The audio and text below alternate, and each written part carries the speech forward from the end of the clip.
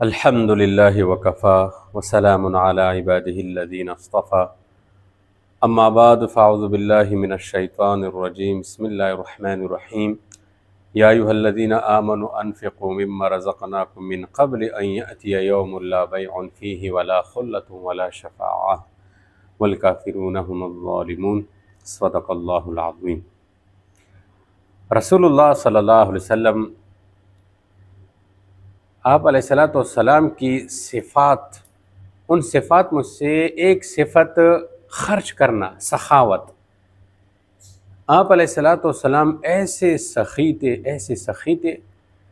کہ جس کی مثال نہ پہلے ملی ہے نہ قیامت تک ملے گی۔ حدیث پاک میں آتا ہے، حضرت جابر رضی اللہ تعالیٰ عنہ سے روایت ہے کہ ما سئل رسول اللہ صلی اللہ علیہ وسلم شیئا قط فقال لا، کہ رسول پاک علیہ الصلوۃ والسلام سے جب کبھی کسی چیز کا سوال کیا گیا، کسی نے کچھ مانگا،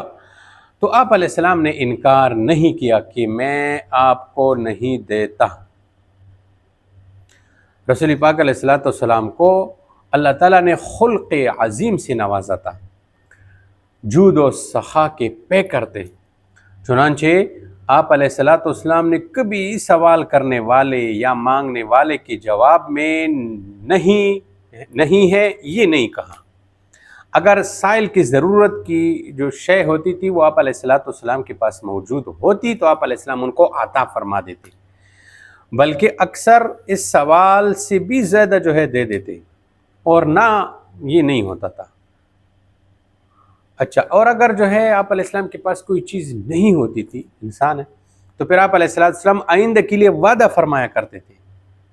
اور آپ علیہ السلام ہمیشہ اپنا وعدہ جو ہے پورا فرماتے تھے۔ اللہ کے نبی سے زیادہ سچا وعدے کو پورا کرنے والا اور کون ہو سکتا ہے؟ تو میرے اور آپ کے پیارے پیغمبر حضرت محمد صلی اللہ علیہ وسلم بہت زیادہ سخی تھے۔ ہمیں بھی چاہیے کہ ہم بھی اپنے طاقت کے مطابق جو کچھ اللہ نے ہمیں دی ہے اس کے مطابق ہم بھی خرچ کیا کریں۔ سخاوت کرنے والوں کے حق میں فرشتے دعائیں کرتے ہیں۔ حضرت ابو ہریرہ رضی اللہ تعالیٰ عنہ سے روایت ہے، بیان کرتے ہیں کہ رسول پاک صلی اللہ علیہ وسلم نے فرمایا، ہر دن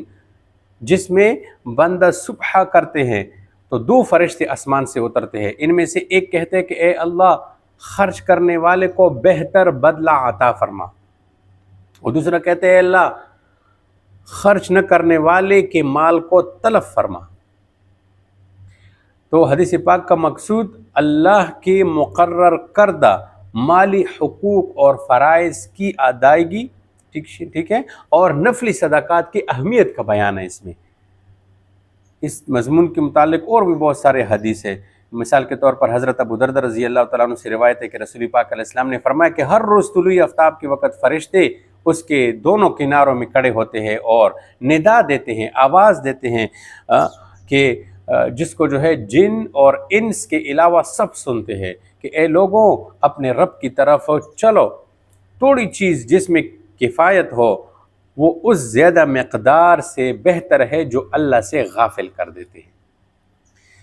حدیث مبارک میں انفاق کرنے والے یعنی خرچ کرنے والے کے حق میں دعا فرمائی ہے، جو میں نے پیچھے حدیث پڑھ لی کہ اللہ خرچ کرنے والے کو بہتر بدلہ عطا فرما، خواہ یہ انفاق، یہ خرچ کرنا واجب ہو یا نفل ہو، ٹھیک ہے۔ علامہ قرطبی رحمۃ اللہ علیہ فرماتے ہیں کہ یہ دعا واجبات اور مستحبات ہر طرح کے انفاق کو جو ہے شامل ہے،